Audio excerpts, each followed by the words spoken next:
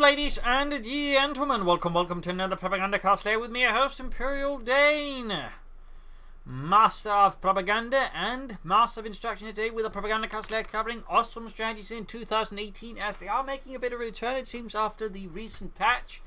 I would say in part due to the buffs to the, well, 2-2 primarily, maybe also a bit. The Pentagon is basically a slightly stronger 2-2, makes the Osttruppen overall a bit more viable.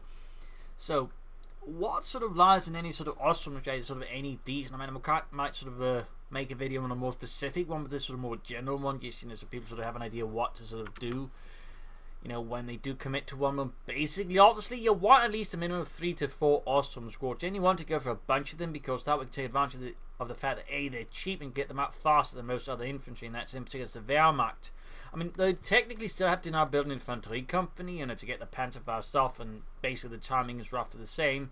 By just churning out a bunch of Osttruppen, you can usually put some pressure down the field. And of course, you can try and skip to tier 1 if you feel like your opponent is going to punish you with light vehicles, which may or may not happen.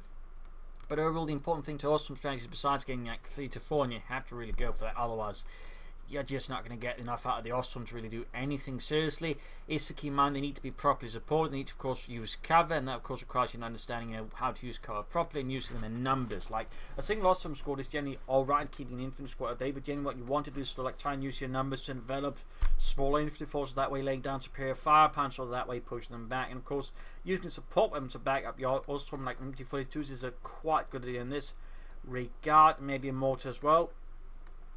And otherwise, still long term, you kind of want to bring up other infantry to pick up the pace here for the Osttruppen. Usually, Panzergunners can be a good job, or at the very least, you want up the artillery field off to support the Osttruppen by buffing them. And of course, you can somehow get them to tier 4. Getting your Osttruppen LMG 42s is, of course, a pretty good idea, so that really, you know, gives them some more punch long term and can allow them to do more harm to your opponents. But overall, again, 3 to 4 minimum.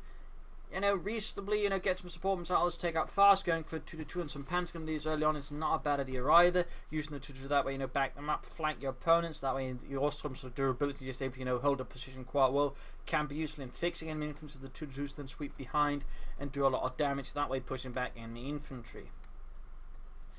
And otherwise, you know, again, keep in mind, the Osttruppen, they're not Panzergunners or anything like that. They do struggle with assaults, which again is if you have to attack, you have to rely on numbers. You have to sort of rely on just attack from as many angles as possible. That way, looking to deny your opponent his cover bonus if possible. But simply outflanking them, well, again, now the Osttruppen squads ensures they don't move away freely. If you can keep those things in mind, you'll find generally do alright with the Osttruppen strategies, though of course there's going to be, you know, more specific strategies long term. And while in theory you could try and rush for tier 4, definitely it's not something I recommend now, unless you really just, you know, control excellently, which is so far for someone here what I'm driving this and doing ours. You kind of want to go for tier 3 strategy, you know, push out some panzers, then maybe you can push for tier 4. Overall, though, the artillery field officer by is also an excellent choice to support your Osttruppen with. Again, him being able to boost them is quite good. He can sort of close in there, you know, acting as a flanking unless the Osttruppen fixes.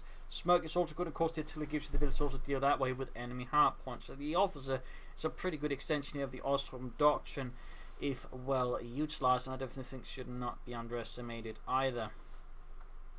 But if you can sort of keep those details in mind, you should, I think, perform reasonably well with the Osttruppen. And overall, you know, perform well on the battlefield in the name of Germany. So that's sort of more the basic sort of covering here of Osttruppen strategies anno 2018. That'll probably be a more specific video with a more specific Osttruppen build and all that going on. But so far, people are still trying it out. But I have noticed an overall increase in Osttruppen strategy, and so I imagine some people are more curious as to how to sort of execute those. And again, get some Osttruppen out, 3 to 4 minimum, some support weapons. Otherwise, tick fast. Get out some 2-2s, long term, Panzergunners. Officers are pretty good idea, not necessarily a must, but a pretty good idea. And generally push for tier 3 unless you got a crazy advantage, in which case you can try for tier 4.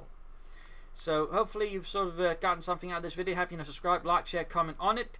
This is Imperial Dane signing off. We'll be back another time with another video. Cheers.